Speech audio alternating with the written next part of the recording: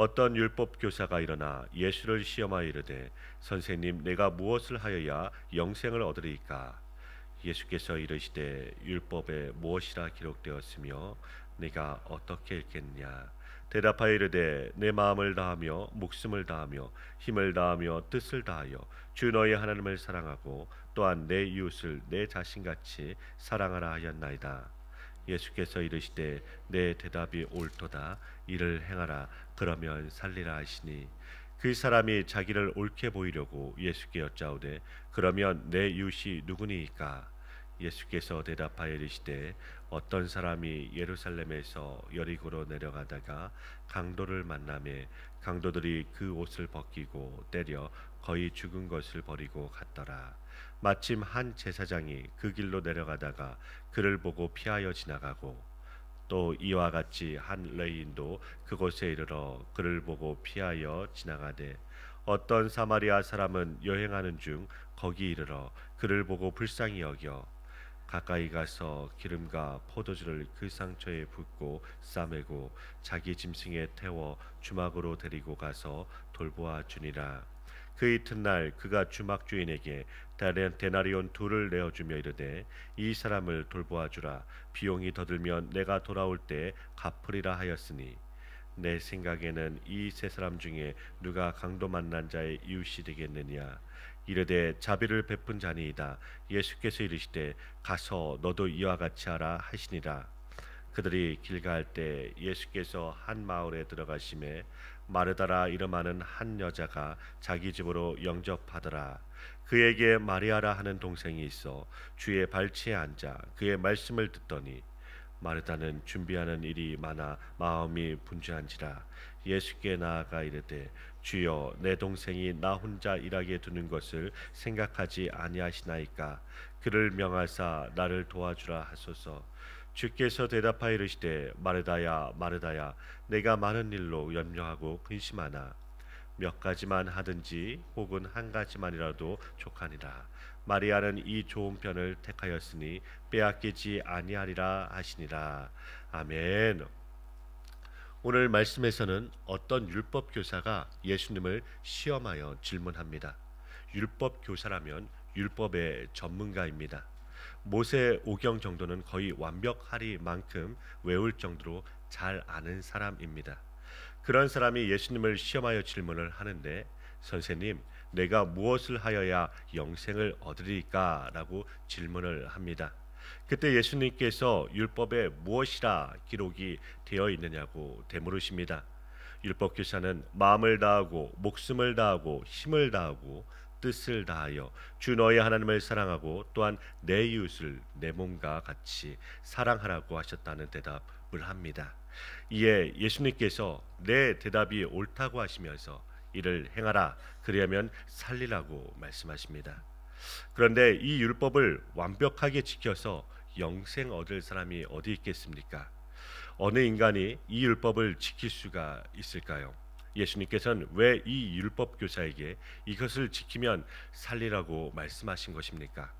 예수님께서 이렇게 하심은 그 율법 교사만을 위한 것이 아니라 왜 사람이 스스로 율법을 지켜서 영생을 얻지 못하고 오직 하나님의 은혜인 예수 그리스도의 십자가만으로 구원하시는지 보이시기 위함이십니다. 지금 예수님께서는 어디로 가시고 계십니까? 예루살렘으로 가시는 것입니다. 그 길은 하나님의 아들이 죽는 길입니다. 그 길만이 자기 백성에게 영생을 주시는 자비로운 하나님의 섭리인 것입니다.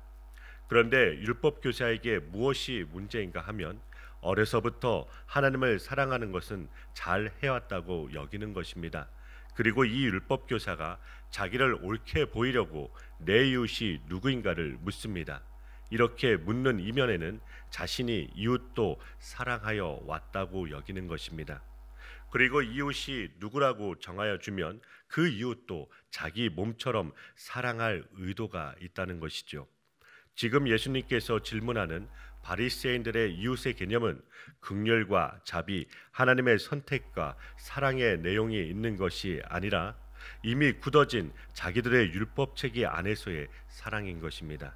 자기 형통의 우월성을 가진 사랑입니다.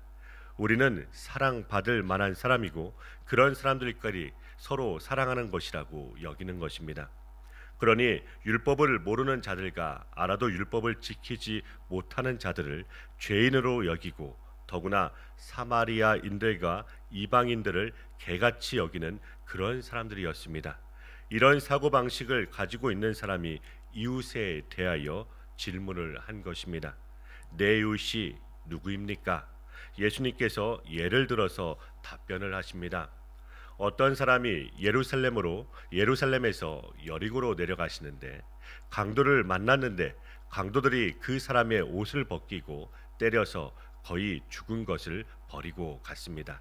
그때 제사장이 지나다가 그를 보고 피하여 갔고 레위인도 피하여 갔다는 것입니다.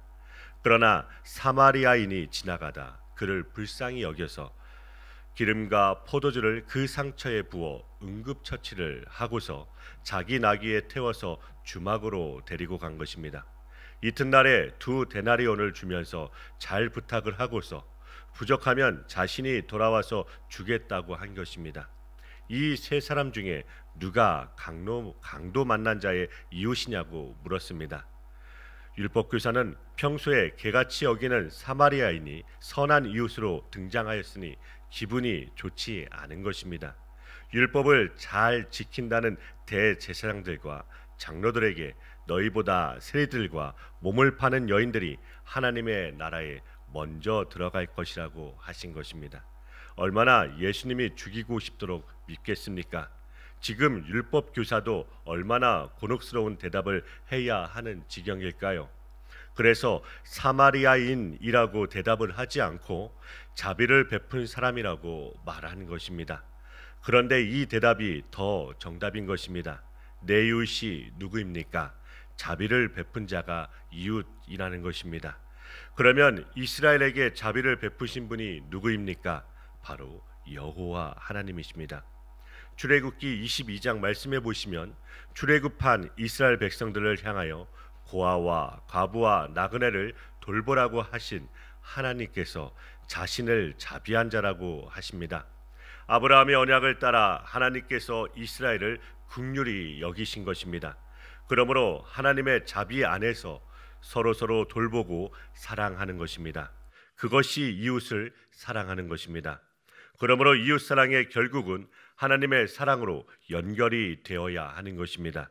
내가 잘나서 이웃을 사랑하게 되면 그것은 자기 사랑이지 하나님 사랑이 아닌 것입니다.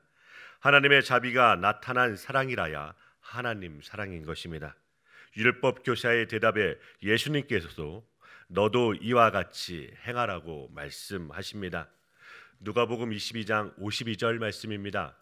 예수께서 그 잡으러 온 대제사장들과 성전의 경비 대장들과 장로들에게 이르시되 너희가 강도를 잡는 것 같이 검과 몽치를 가지고 나왔느냐? 누가 예수님을 강도처럼 잡기 위하여 왔습니까? 하나님과 이웃을 사랑한다는 대제사장들과 장로들입니다. 그들은 하나님의 일이 아니라 오히려 자기들의 욕망을 채우는 일과 방해만 되는 예수를 죽이는 일에 앞장선 자들입니다.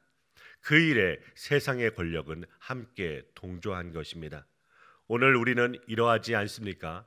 하나님께 나의 필요를 채워달라고 하는데 주님은 주님의 십자가를 내미십니다. 그런 예수님을 우리는 밀쳐내고 있지 않습니까? 그럼에도 불구하고 이런 자들에게 주님은 한량없는 자비를 베푸셨습니다. 그 자비의 대상이 된 자들은 자신이 강도임을 깨닫게 됩니다. 내가 강도 만난 자 정도가 아니라 내 자신이 강도인데 이런 강도를 주님께서 용서하신 것입니다. 마치 십자가의 한편 강도처럼 용서를 받은 것입니다. 이런 자비를 받은 자는 이런 자비를 베푸신 참된 이웃으로 오신 예수 그리스도를 진심으로 사랑하는 것입니다. 계속해서 본문 38절부터 42절 말씀을 보겠습니다. 예수님께서는 한 마을에 들어가시니 마르다가 자기 집으로 영접합니다. 그에게 마리아라는 동생이 있더니 예수님의 발 아래 앉아 그의 말씀을 듣습니다. 마르다는 예수님을 대접하고자 준비하는 마음이 분주하였습니다. 그런데 동생 마리아는 꼼짝도 않고 예수님의 말씀만 듣고 있는 것입니다. 마르다가 화가 났습니다. 나는 예수님을 대접하고자 이렇게 정신없이 바쁜데 마리아는 얌체같이 예수님의 발 아래 앉아서 말씀만 듣고 있으니 예수님께 이르고 있는 것입니다. 주여, 내 동생이 나 혼자 일하게 두는 것을 생각지 아니하십니까? 그를 명하사 나를 도와주라 명하소서. 예수님도 눈치가 좀 있으시면 마리아더러 언니를 좀 도와주라고 하라는 것입니다. 내가 나 잘 먹고 이렇게 바쁘게 일하는 것이 아니라 내가 예수님을 사랑하여 예수님을 대접하기 위하여 하는 것이지 않습니까? 그리고 예수님 혼자만 오신 것이 아니지요. 최소한 12명의 제자도 함께 온 것이니 얼마나 분주하겠습니까? 그런데 전혀 의외의 대답을 예수님께서 하십니다. 이름을 2번씩이나 불러가면서 말씀하십니다. 예수님께서 이렇게 말씀하시지요. 네가 많은 일로 염려하고 근심하나 몇 가지만 하든지 혹 한 가지만이라도 족하니라. 마리아는 이 좋은 편을 택하였으니 빼앗기지 아니하리라. 너무 놀라운 대답입니다. 예수님의 이 말씀을 어떻게 들어야 하겠습니까? 그러면 마르다가 봉사하는 일이 소용없다는 말입니까? 결코 그렇지 않다는 것입니다. 바울 사도는 자신과 함께 복음에 동역하는 자들의 이름이 하늘의 생명책에 기록이 되었다고 합니다. 그런데 예수님께서 지금 왜 이런 말씀을 하시는 것입니까? 우리가 주님을 위한다고 무언가를 했다는 것은 주님의 살과 피의 희생의 공로여야 되는 것입니다. 그 외에 나의 이름과 나의 노력으로 된 것은 불에 타서 없어지는 것입니다. 그러므로 예수님은 마르다에게 이렇게 말씀하시는 것입니다. 네가 많은 일로 염려하나 근심하나 그러나 몇 가지만이라도 혹 한 가지만이라도 족하도다 하십니다. 여기서 다른 번역 성경에서는 필요한 일은 하나뿐이다. 포준 세면역에서는 이렇게 말씀하십니다. 또한 공동 번역에서는 실상 필요한 것은 한 가지뿐이다 말씀하십니다. 여러 가지도 아니고 정말 필요한 일은 하나뿐이다라는 것입니다. 그것은 바로 예수님의 말씀을 듣는 것입니다. 예수님의 살과 피가 우리의 영원한 양식임을 받아들이는 것이 빼앗기지 아니할 일들입니다. 오늘 우리는 무엇을 위하여 삽니까? 눈에 보이는 세상이나 세상에 있는 것들을 많이 소유한다면 제대로 사는 것입니까? 세상의 모든 것들을 다 갖추었다고 행복하게 살고 있는 것입니까? 소유가 많으면 염려도 늘어납니다. 그런데도 사람들은 예수님의 말씀에 귀를 기울이려고 하지 않습니다.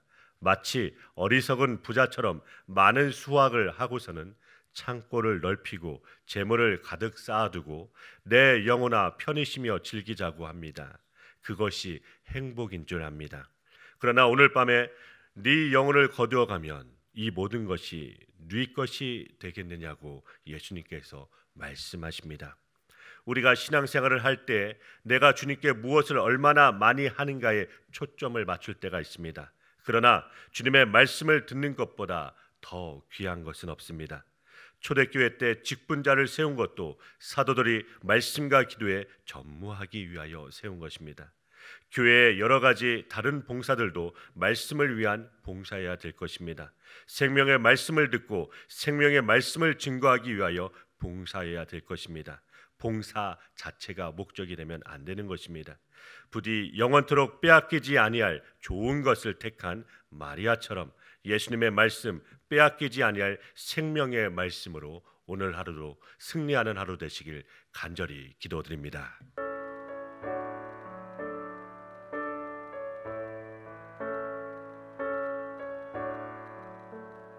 내 모든 시험 무거운 짐을 주 예수 앞에 아뢰이며 근심에 쌓인 날 돌아보사 내 근심 모두 맡으시네. 내 모든 괴로움 닥치는 환란 주 예수 앞에 아뢰이며 주께서